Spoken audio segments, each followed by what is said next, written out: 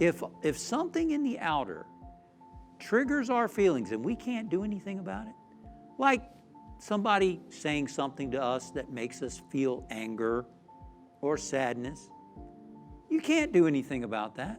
I mean, you could probably have a conversation with a person, but here's the thing, let's go deeper. The sages and saints tell us that we are spiritual beings and our true nature is love and joy and peace and happiness. That's who we really are. That there is a river of joy flowing inside of you all the time. You are that. It's not something you get.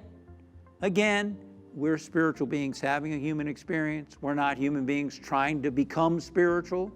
You are spiritual. You are spirit. You are consciousness, right? So, if I'm all that stuff, if I'm joy and peace and love and all that good stuff, why don't I feel it all the time? You do feel it though, at times, don't you? Anytime something triggers a feeling of love and joy or happiness inside of you, you're experiencing your true nature. Oh no, the ice cream made me happy. No, the ice cream didn't make you happy. Not everyone likes ice cream. I can't believe it, but that's what I hear. Not everyone likes ice cream.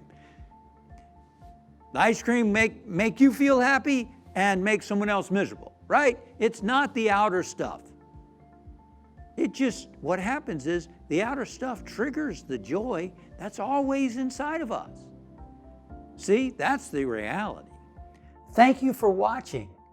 We upload new videos and content every week to inspire and empower you on your spiritual journey.